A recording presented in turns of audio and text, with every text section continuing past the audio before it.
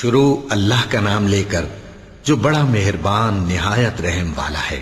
اور اگر ایک مدت معین تک ہم ان سے عذاب روک دیں تو کہیں گے کہ کون سی چیز عذاب کو روکے ہوئے ہے؟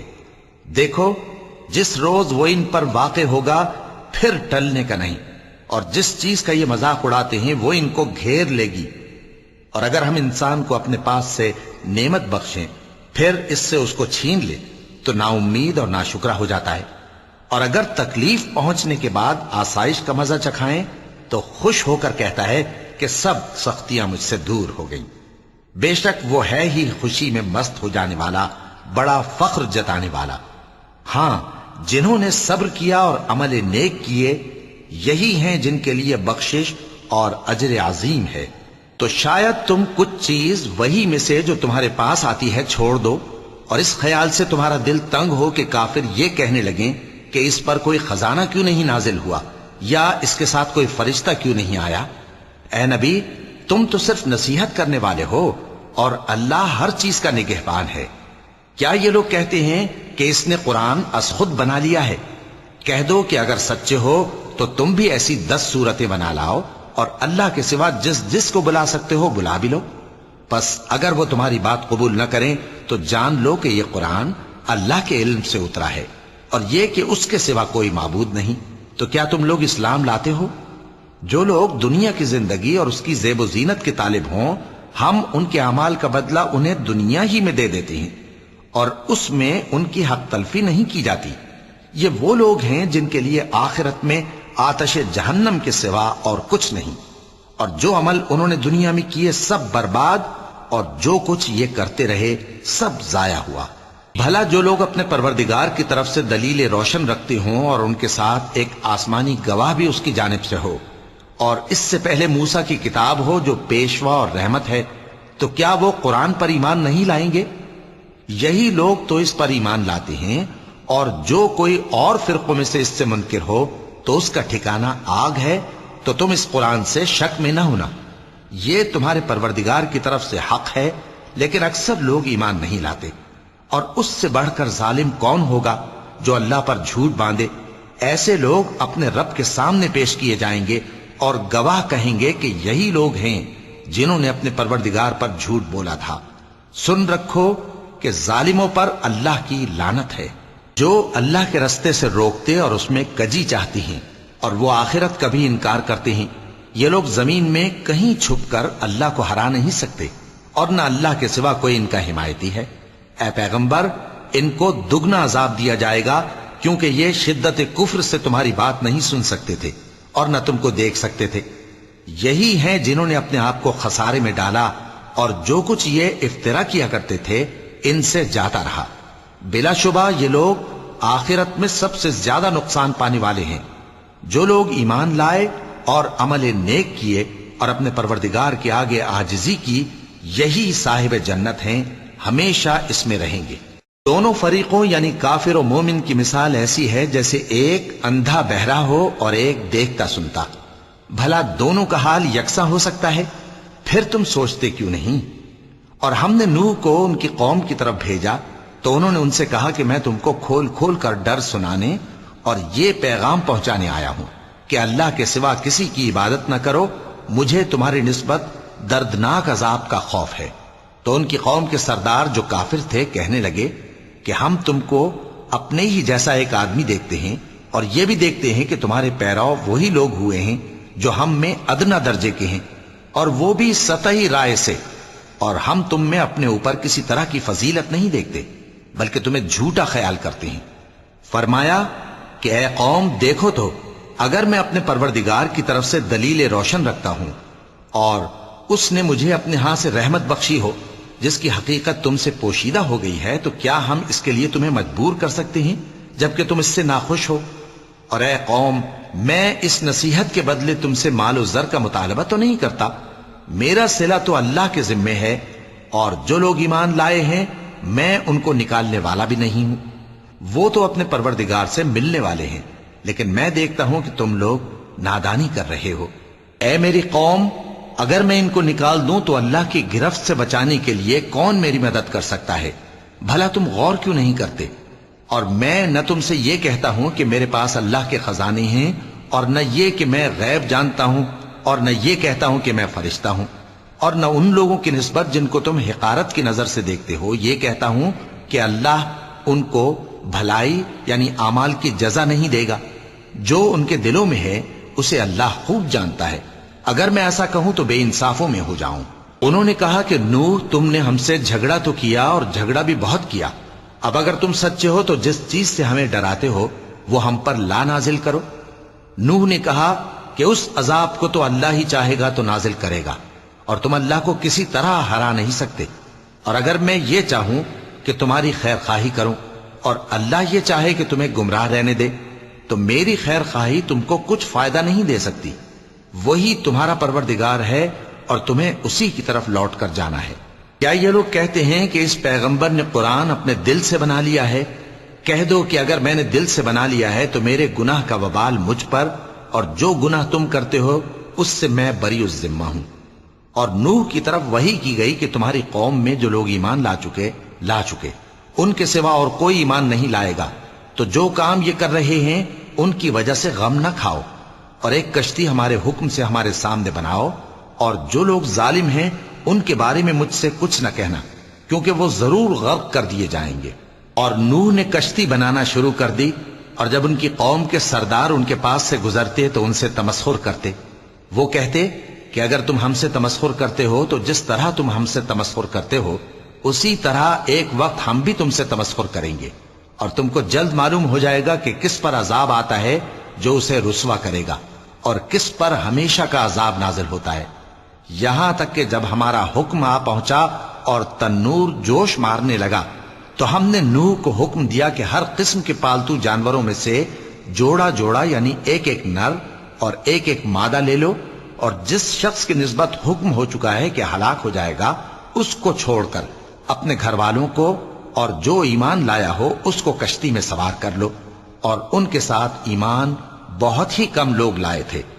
نوح نے کہا کہ اللہ کا نام لے کر کہ اسی کے کرم سے اس کا چلنا اور ٹھہرنا ہے، اس میں سوار ہو جاؤ، بے شک میرا پروردگار بخشنے والا ہے، مہربان ہے۔ اور وہ ان کو لے کر طوفان کی لہروں میں چلنے لگی۔ لہریں کیا تھیں؟ گویا پہاڑ تھے۔ اس وقت نوح نے اپنے بیٹے کو جو کشتی سے الگ تھا پکارا کہ بیٹا ہمارے ساتھ سوار ہو جا اور کافروں میں شامل نہ ہو۔ اس نے کہا کہ میں ابھی پہاڑ سے جا لگوں گا، وہ مجھے پانی سے بچا لے گا۔ فرمایا کہ آج اللہ کے عذاب سے کوئی بچانے والا نہیں اور نہ کوئی بچ سکتا ہے مگر وہی جس پر اللہ رحم کرے۔ اتنے میں دونوں کے درمیان لہر حائل ہو گئی اور وہ ڈوب کر رہ گیا، اور حکم دیا گیا کہ اے زمین اپنا پانی نگل جا اور اے آسمان تھم جا، اور پانی خشک ہو گیا اور کام تمام کر دیا گیا، اور کشتی کوہ جودی پر جا ٹھہری، اور کہہ دیا گیا کہ بے انصاف لوگوں پر لعنت۔ اور نوح نے اپنے پروردگار کو پکارا اور کہا کہ پروردگار، میرا بیٹا بھی میرے گھر والوں میں ہے، تو اس کو بھی نجات دے، تیرا وعدہ سچا ہے اور تو بہترین حاکم ہے۔ اللہ نے فرمایا کہ اے نوح، وہ تیرے گھر والوں میں نہیں ہے، وہ تو سراسر بد عمل ہے، تو جس چیز کی تم کو حقیقت معلوم نہیں اس کے بارے میں مجھ سے درخواست ہی نہ کرو، اور میں تم کو نصیحت کرتا ہوں کہ نادان نہ بنو۔ نوح نے کہا پروردگار، میں تجھ سے پناہ مانگتا ہوں کہ ایسی چیز کی تجھ سے درخواست کروں جس کی حقیقت مجھے معلوم نہیں، اور اگر تو مجھے نہیں بخشے گا اور مجھ پر رحم نہیں فرمائے گا تو میں تباہ ہو جاؤں گا۔ حکم ہوا کہ نوح ہماری طرف سے سلامتی اور برکتوں کے ساتھ جو تم پر اور تمہارے ساتھ کی جماعتوں پر نازل کی گئی ہیں اتر آؤ، اور کچھ اور جماعتیں ہوں گی جن کو ہم دنیا کے فوائد سے بہرہ مند کریں گے، پھر ان کو ہماری طرف سے عذاب علیم پہنچے گا۔ یہ حالات غیب کی خبروں میں سے ہیں جو ہم تمہاری طرف بھیجتے ہیں، اور اس سے پہلے نہ تم ہی ان کو جانتے تھے اور نہ تمہاری قوم ہی ان سے واقف تھی، تو صبر کرو کہ انجام پرہیزگاروں ہی کا بھلا ہے۔ اور ہم نے قوم عاد کی طرف ان کے بھائی ہود کو بھیجا۔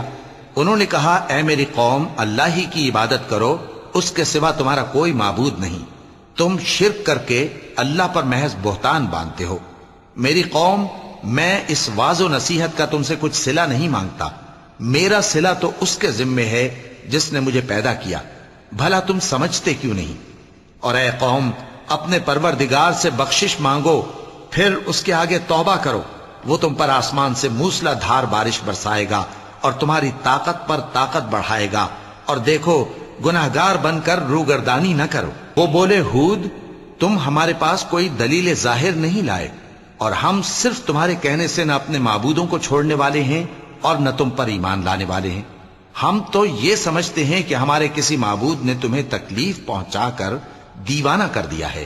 انہوں نے کہا کہ میں اللہ کو گواہ کرتا ہوں اور تم بھی گواہ رہو کہ جن کو تم اللہ کا شریک بناتے ہو میں ان سے بیزار ہوں، یعنی جن کی اللہ کے سوا عبادت کرتے ہو، تو تم سب مل کر میرے بارے میں جو تدبیر کرنی چاہو کر لو اور مجھے مہلت نہ دو۔ میں اللہ پر جو میرا اور تمہارا سب کا پروردگار ہے بھروسہ رکھتا ہوں۔ زمین پر جو چلنے پھرنے والا ہے وہ اللہ کے قبضہ قدرت میں ہے، بے شک میرا پروردگار سیدھے رستے پر ہے۔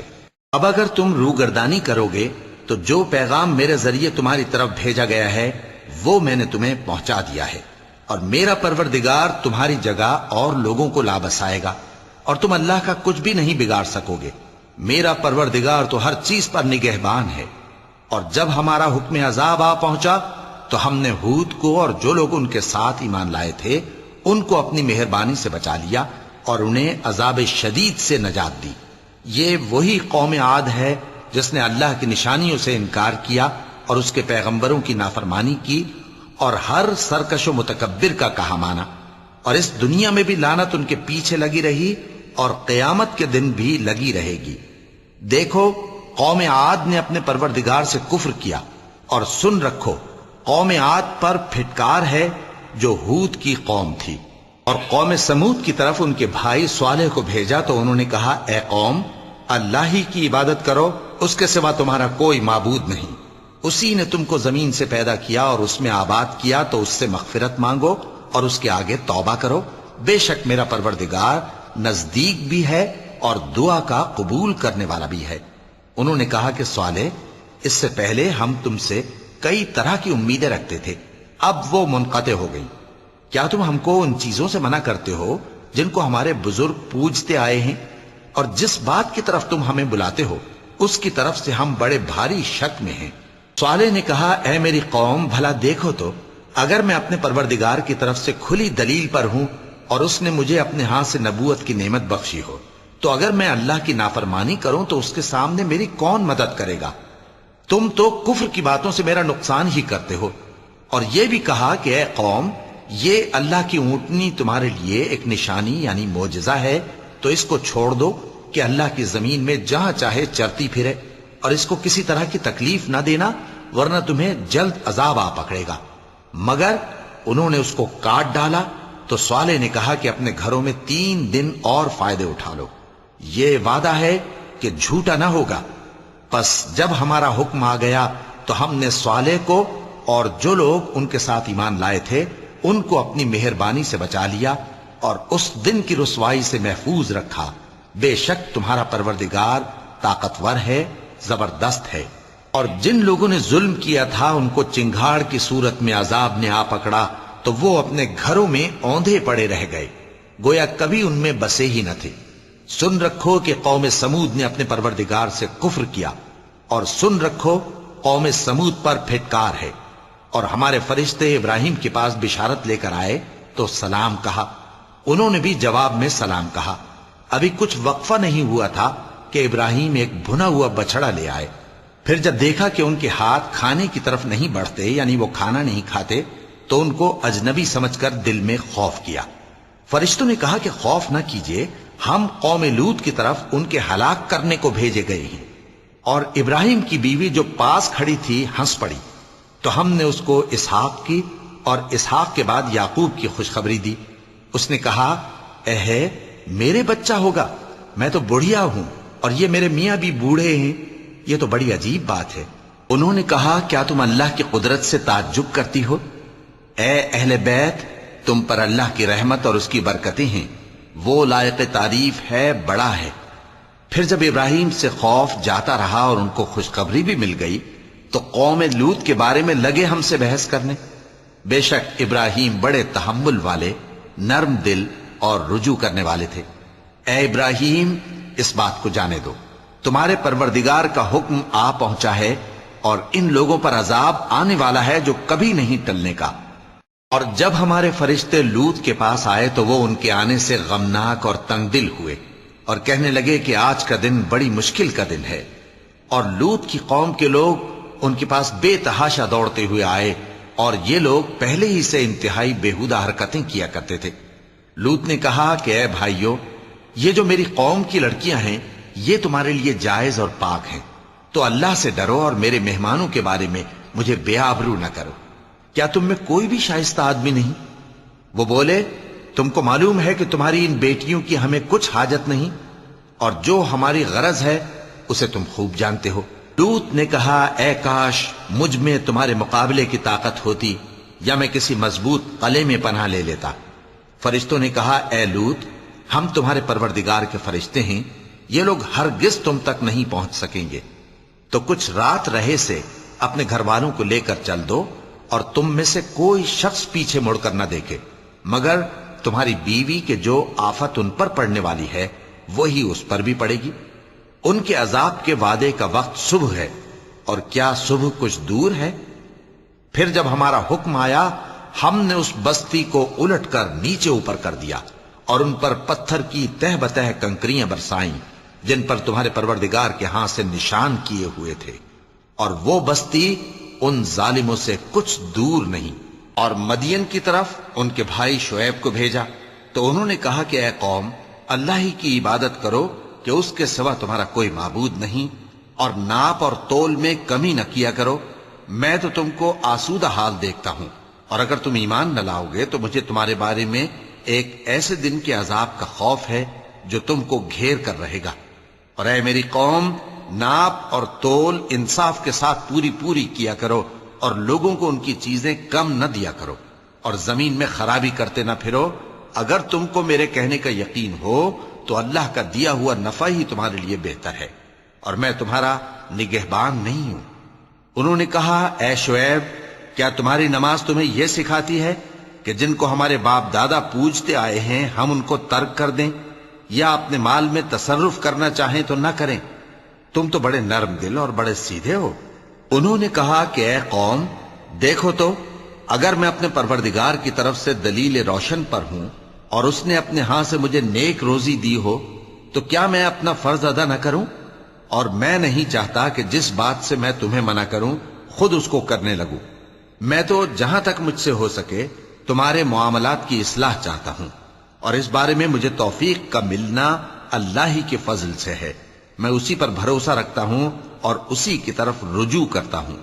اور اے قوم، میری مخالفت تم سے کوئی ایسا کام نہ کرا دے کہ جیسی مصیبت نوح کی قوم یا ہود کی قوم یا صالح کی قوم پر واقع ہوئی تھی ویسی ہی مصیبت تم پر واقع ہو۔ اور لوط کی قوم کا زمانہ تو تم سے کچھ دور نہیں، اور اپنے پروردگار سے بخشش مانگو اور اس کے آگے توبہ کرو، بے شک میرا پروردگار بڑا مہربان ہے، بہت محبت کرنے والا ہے۔ انہوں نے کہا کہ شعیب، تمہاری بہت سی باتیں ہماری سمجھ میں نہیں آتی، اور ہم دیکھتے ہیں کہ تم ہم میں کمزور بھی ہو، اور اگر تمہارے بھائی بند نہ ہوتے تو ہم تم کو سنسار کر دیتے، اور تم ہم پر کسی طرح بھی غالب نہیں ہو۔ انہوں نے کہا کہ اے قوم، کیا میرے بھائی بندوں کا دباؤ تم پر اللہ سے زیادہ ہے، اور اس کو تم نے پیٹھ پیچھے ڈال رکھا ہے؟ میرا پروردگار تو تمہارے سب اعمال کا احاطہ کیے ہوئے ہے۔ اور اے قوم، تم اپنی جگہ کام کیے جاؤ، میں اپنی جگہ کام کیے جاتا ہوں۔ تم کو ان قریب معلوم ہو جائے گا کہ رسوا کرنے والا عذاب کس پر آتا ہے اور جھوٹا کون ہے۔ اور تم بھی انتظار کرو، میں بھی تمہارے ساتھ انتظار کرتا ہوں۔ اور جب ہمارا حکم آ پہنچا تو ہم نے شعیب کو اور جو لوگ ان کے ساتھ ایمان لائے تھے ان کو تو اپنی رحمت سے بچا لیا، اور جو ظالم تھے ان کو چنگھاڑ نے آ دبوچا، تو وہ اپنے گھروں میں اوندھے پڑے رہ گئے، گویا ان میں کبھی بسے ہی نہ تھے۔ سن رکھو کہ مدین پر ویسی ہی پھٹکار ہے جیسی سمود پر پھٹکار تھی۔ اور ہم نے موسیٰ کو اپنی نشانیاں اور دلیل روشن دے کر بھیجا فرعون اور اس کے سرداروں کی طرف، تو وہ فرعون ہی کے حکم پر چلتے رہے، حالانکہ فرعون کا حکم درست نہیں تھا۔ وہ قیامت کے دن اپنی قوم کے آگے آگے چلے گا، پھر ان کو دوزخ میں جا اتارے گا، اور جس مقام پر وہ اتارے جائیں گے وہ برا ہے۔ اور اس جہان میں بھی لعنت ان کے پیچھے لگا دی گئی اور قیامت کے دن بھی پیچھے لگی رہے گی۔ جو انعام ان کو ملا ہے برا ہے۔ یہ پرانی بستیوں کے تھوڑے سے حالات ہیں جو ہم تم سے بیان کرتے ہیں، ان میں سے بعض تو باقی ہیں اور بعض تہس نہس ہو گئیں۔ اور ہم نے ان لوگوں پر ظلم نہیں کیا بلکہ انہوں نے خود اپنے اوپر ظلم کیا۔ غرض جب تمہارے پروردگار کا حکم آ پہنچا تو جن معبودوں کو وہ اللہ کے سوا پکارا کرتے تھے وہ ان کے کچھ بھی کام نہ آئے اور بربادی کے سوا انہیں اور کچھ نہ دے سکے۔ اور تمہارا پروردگار جب نافرمان بستیوں کو پکڑا کرتا ہے تو اس کی پکڑ اسی طرح کی ہوتی ہے، بے شک اس کی پکڑ دکھ دینے والی سخت ہے۔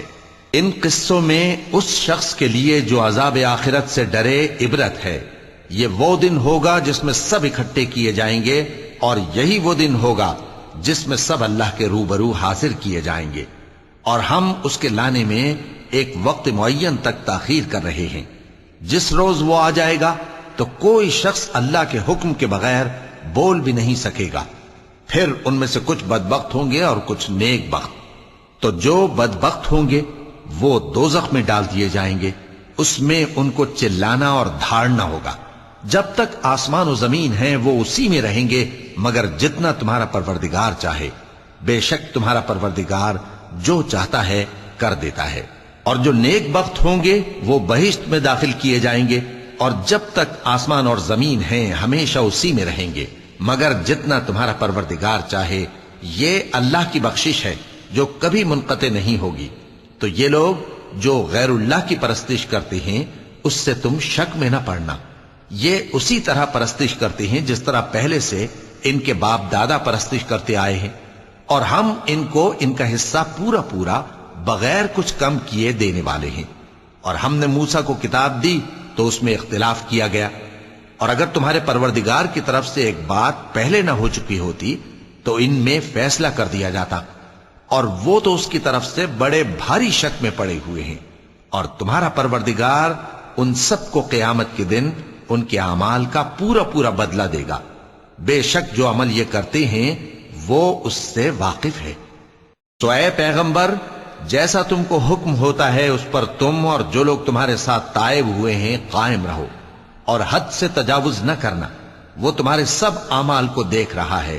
اور مسلمانوں، جو لوگ ظالم ہیں ان کی طرف مائل نہ ہونا، نہیں تو تمہیں بھی دوزخ کی آگ آ لپٹے گی، اور اللہ کے سوا تمہارے کوئی دوست نہیں ہوں گے، پھر تمہیں کوئی مدد بھی نہ ملے گی۔ اور دن کے دونوں سروں یعنی صبح اور شام کے اوقات میں اور رات کی چند ساعتوں میں نماز پڑھا کرو، کچھ شک نہیں کہ نیکیاں گناہوں کو دور کر دیتی ہیں۔ یہ ان کے لیے نصیحت ہے جو نصیحت قبول کرنے والے ہیں۔ اور صبر کیے رہو کہ اللہ نیکوکاروں کا اجر ضائع نہیں کرتا۔ تو جو امتیں تم سے پہلے گزر چکی ہیں ان میں ایسے ہوش مند کیوں نہ ہوئے جو ملک میں خرابی کرنے سے روکتے؟ ہاں، ایسے تھوڑے سے تھے جن کو ہم نے ان میں سے نجات بخشی، اور جو ظالم تھے وہ انہی باتوں کے پیچھے لگے رہے جن میں عیش و آرام تھا، اور وہ گناہوں میں ڈوبے ہوئے تھے۔ اور تمہارا پروردگار ایسا نہیں ہے کہ بستیوں کو جبکہ وہاں کے باشندے نیکوکار ہوں از راہ ظلم تباہ کر دے۔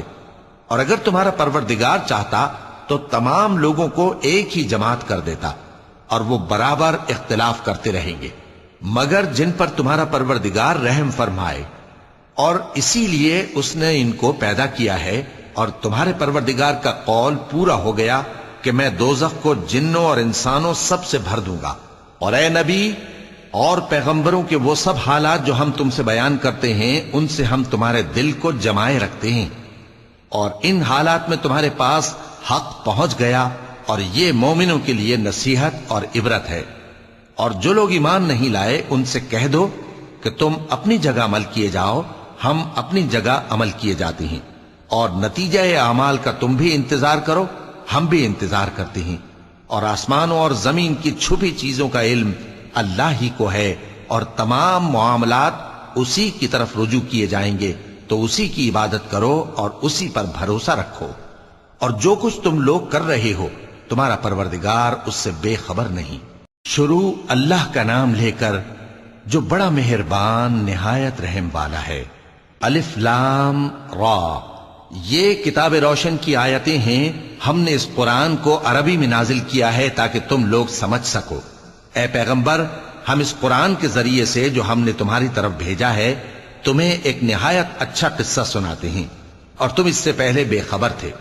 جب یوسف نے اپنے والد سے کہا کہ ابا، میں نے خواب میں 11 ستاروں اور سورج اور چاند کو دیکھا ہے، دیکھتا کیا ہوں کہ وہ مجھے سجدہ کر رہے ہیں. انہوں نے کہا کہ بیٹا، اپنے خواب کا ذکر اپنے بھائیوں سے نہ کرنا، نہیں تو وہ تمہارے حق میں کوئی چال چلیں گے.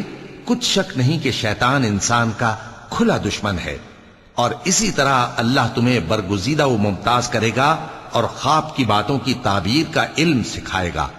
اور جس طرح اس نے اپنی نعمت پہلے تمہارے دادا پر دادا ابراہیم اور اسحاق پر پوری کی تھی، اسی طرح تم پر اور اولاد یعقوب پر پوری کرے گا.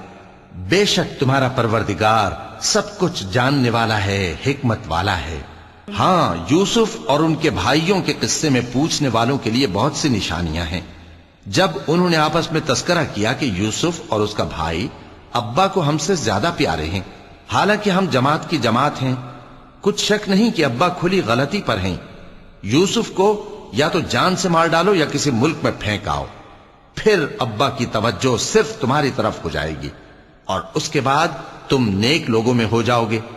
ان میں سے ایک کہنے والے نے کہا کہ یوسف کو جان سے نہ مارو، کسی اندھے کنویں میں ڈال دو کہ کوئی راہگیر اسے نکال کر کسی دوسرے ملک میں لے جائے گا.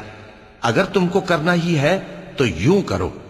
یہ مشورہ کر کے وہ اپنے والد سے کہنے لگے کہ ابا جان، کیا سبب ہے کہ آپ یوسف کے بارے میں ہمارا اعتبار نہیں کرتے، حالانکہ ہم اس کے خیر خواہ ہیں. کل اسے ہمارے ساتھ بھیج دیجئے کہ خوب میوے کھائے اور کھیلے کودے، ہم اس کے نگہبان ہیں. انہوں نے کہا کہ یہ امر مجھے غمناک کیے دیتا ہے کہ تم اسے لے جاؤ، یعنی وہ مجھ سے جدا ہو جائے، اور مجھے یہ بھی خوف ہے کہ تم کھیل میں اس سے غافل ہو جاؤ اور اسے بھیڑیا کھا جائے. وہ کہنے لگے کہ اگر ہماری موجودگی میں کہ ہم ایک طاقتور جماعت ہیں اسے بھیڑیا کھا گیا تو ہم بڑے نقصان میں پڑ گئے. غرض جب وہ اس کو لے گئے اور اس بات پر اتفاق کر لیا کہ اس کو اندھے کنویں میں ڈال دیں، اور ہم نے یوسف کی طرف وحی بھیجی کہ ایک وقت ایسا آئے گا کہ تم انہیں ان کے اس سلوک سے آگاہ کرو گے، اور ان کو اس وحی کی کچھ خبر نہ ہوگی. اور یہ حرکت کر کے وہ رات کے وقت باپ کے پاس روتے ہوئے آئے. کہنے لگے کہ ابا جان، ہم تو دوڑنے اور ایک دوسرے سے آگے نکلنے میں مصروف ہو گئے اور یوسف کو اپنے اسباب کے پاس چھوڑ گئے تو اسے بھیڑیا کھا گیا، اور آپ ہماری بات کو گو ہم سچ ہی کہتے ہیں باور نہیں کریں گے. اور ان کے کرتے پر جھوٹ موٹ کا لہو بھی لگا لائے. یعقوب نے کہا کہ یوں نہیں ہے، بلکہ تم اپنے دل سے یہ بات بنا لائے ہو. اچھا، صبر، کہ وہی خوب ہے، اور جو تم بیان کرتے ہو اس کے بارے میں اللہ ہی سے مدد چاہیے. اور اب اللہ کی شان دیکھو کہ اس کنویں کے قریب ایک قافلہ آوارد ہوا اور انہوں نے پانی کے لیے اپنا سقا بھیجا تو اس نے کنویں میں ڈول لٹکایا. یوسف اس سے لٹک گئے. وہ بولا، زہے قسمت، یہ تو ایک لڑکا ہے، اور اس کو قیمتی سرمایہ سمجھ کر چھپا لیا.